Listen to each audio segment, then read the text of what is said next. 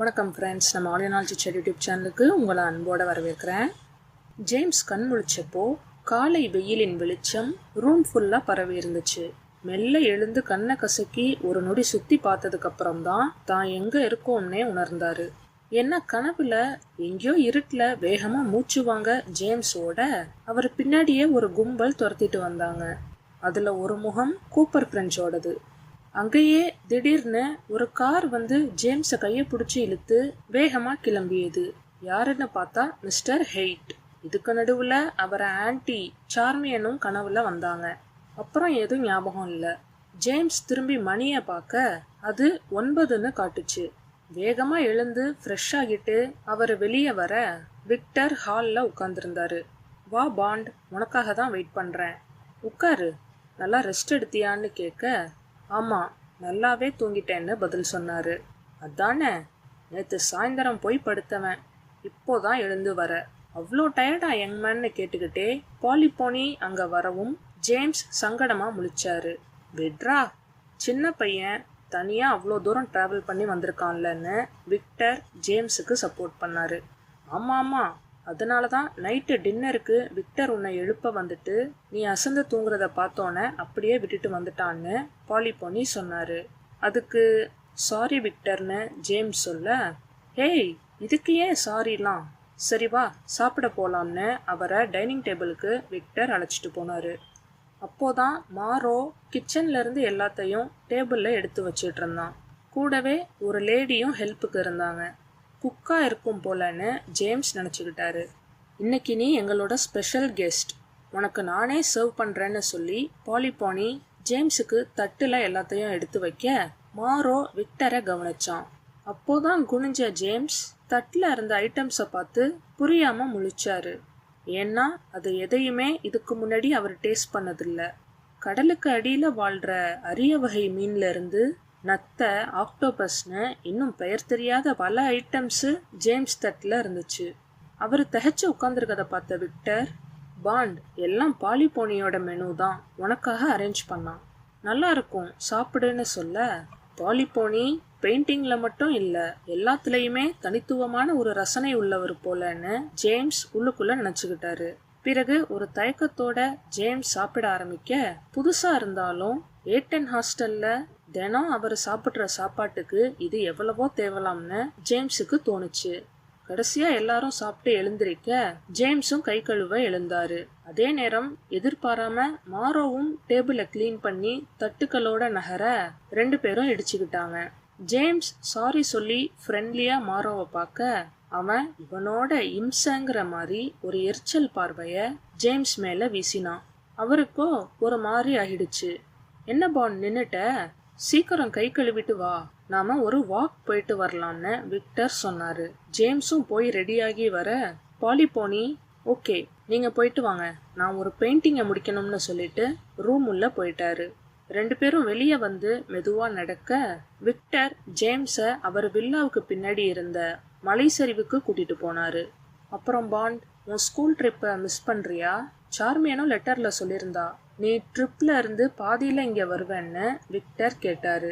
அவ்வளவா இல்லை, இன்ஃபேக்ட் இப்போதான் கொஞ்சம் ரிலாக்ஸா ஹாலிடேஸ் மாதிரி இருக்கு. ட்ரிப்புனா அங்கேயும் ஸ்கூல் மாஸ்டர் கண்ட்ரோல்ல தான் இருக்கணும், அது கொஞ்சம் போருன்னு ஜேம்ஸ் சொல்ல விக்டர் சிரிச்சாரு. அது கரெக்டு தான், அதுலயும் உன் ஸ்கூல் மாஸ்டர் போயும் இப்படி கொளுத்துற சம்மர்ல இங்க சார்டினியாக்கு ட்ரிப் அழைச்சிட்டு வந்திருக்காரு. பொதுவாவே இங்க சில் கிளைமேட்டே அபூர்வம் தான், இதுல ஸ்கூல் பசங்களான உங்களையும் வேற கூட்டிட்டு வந்திருக்காரு.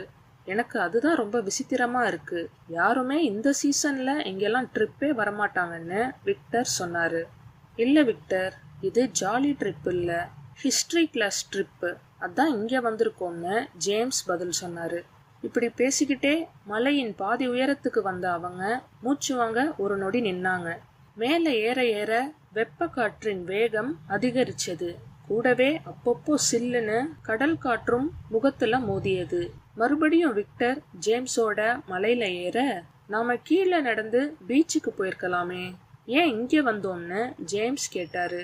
அங்க நாளைக்கு போலாம், ஆனா இங்க ஒரு அதிசயத்தை உனக்கு காட்டதான் கூட்டிட்டு வந்தேன், அங்க திரும்பி பாருன்னு விக்டர் கை காட்ட ஜேம்ஸ் பார்த்தாரு. அந்த மலையுச்சியிலிருந்து கீழே விக்டரோட வில்லாவின் அமைப்பு ஒரு ஆக்டோபஸ் மாதிரி இருந்துச்சு. அதாவது டாப் வியூல இருந்து பார்க்க அந்த வீடு ஆக்டோபஸ் வடிவத்துல இருந்துச்சு.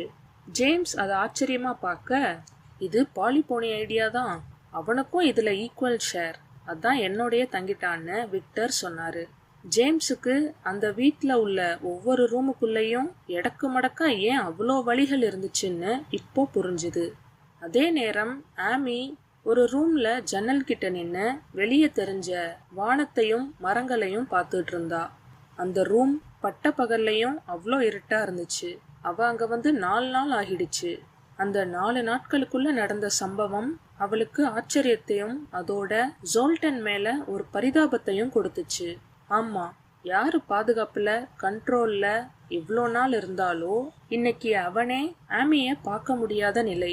ஜோல்டன் சொன்ன மாதிரியே அவன் கடைசி டீலிங்கை முடிக்க சரக்குகளோட அந்த பார்ட்டியை எதிர்பார்த்துட்டு இருந்தான். அதே மாதிரி ஒரு ஆளும் ஜோல்டனை ஹார்பர்ல பார்த்து என்னைக்கு மீட்டிங்னு சொல்லிட்டு போக வந்திருந்தான். சிகரெட்டை பிடிச்சுக்கிட்டு தெனாவட்டா நடந்து வந்த அவன் 2 கையிலையும் எம்ன்ற லெட்டரை டாட்டூ குத்திருந்தான். வா ஸ்மைலர், பார்த்து ரொம்ப நாள் ஆச்சு, எப்படி இருக்கன்னு ஜோல்டன் வரவேற்க, அவனோ நல்லா இருக்கேன் நீன்னு ஒரு மாதிரி நக்கலா கேட்டவன் ஜோல்டன் வலது கையில கட்டோட இருக்கத பார்த்தான். எனக்கு என்ன, ராஜா மாதிரி என் ஆளுங்களோட சுதந்திரமா இருக்கேன்னு ஜோல்டன் நெஞ்ச நிமித்தி பதில் சொன்னான். அடிபட்டு முடங்கினாலும் உன் கெத்த நீ விடமாட்டியே. சரி சரி, சரக்குலாம் எப்படி, பாஸ் கேட்டதெல்லாம் இருக்கான்னு கேட்ட அந்த ஸ்மைலர் முகத்துல 2 பக்க காதுல இருந்து வாய் வர பெருசா கத்தியால கீறின தழும்பு இருந்துச்சு. என்ன பத்தி உனக்கு தெரியாதா, அதெல்லாம் பக்காவா இருக்குன்னு ஜோல்டன் சொல்ல, சரி நாளைக்கு லாரியோட வரேன், ரெடியாரு, பாஸ பார்க்க போலாம்னு சொல்லிட்டு ஸ்மைலர் கிளம்பிட்டான். மறுநாள் காலையில ஜோல்டனோட ஆளுங்க கப்பல்ல இருந்த சரக்குகளை ஸ்மைலர் வரவழைச்ச லாரியில ஏத்தி விட்டுட்டு இருந்தாங்க. கடைசியா அதே லாரியில ஜோல்டன் கிரேஸையும் ஆமியையும் ஏத்த ஸ்மைலர் யாருப்பா அந்த பொண்ணுங்கன்னு வலிசலா கேட்டான். அது உனக்கு தேவையில்லாத விஷயம், இவங்க எனக்கு வேண்டியவங்க, நீ போய் லாரிய எடுன்னு ஜோல்டன் கோபமா சொன்னான். அட, அதான் டிரைவர் இருக்கானே, நீ லாரி பின்னாடி கார்ல வா, நான் சரக்குக்கு பாதுகாப்பா லாரியிலேயே ஏறிக்கிறேன்னு சொல்லிட்டு ஸ்மைலர் உள்ள ஏறப்போக, அந்த பொண்ணுங்களோட நீ எப்படி ஏறுவ ஸ்மைலர், நீ முன்னாடி டிரைவரோட போய் ஏறிக்கோன்னு ஜோல்டன் சொன்னான். என்னப்பா நீ என்ன நம்ப மாட்டியா, சரி அந்த சின்ன பொண்ணையாச்சும் நான் என் கூட முன்னாடி கூப்பிட்டுக்கிறேன்னு ஆமிய நோக்கி ஸ்மைலர் கைய நீட்ட, ஜோல்டன் வேகமா வந்து ஸ்மைலர் சட்டைய புடிச்சு இழுத்து கீழே தள்ளிவிட்டான். அறபோதையில இருந்த ஸ்மைலர் தள்ளாடி எழுந்து ஜோல்டனை முறைச்சுக்கிட்டே, என் மேலேயே கை வச்சுட்டல்ல, இது நல்லதுக்கு இல்ல, பாஸ்க்கு தெரிஞ்சா என்ன ஆகும் தெரியுமான்னு மிரட்டினான். உடனே ஜோல்டனோட ஆளுங்க ஓடி வந்து ஸ்மைலரை ரவுண்ட் அப் பண்ணி வெறப்பா நிக்க, ஸ்மைலர் ஏதோ முணுமுணுத்துக்கிட்டே லாரி முன்னாடி போய் ஏறிக்கிட்டான். Thank you friends.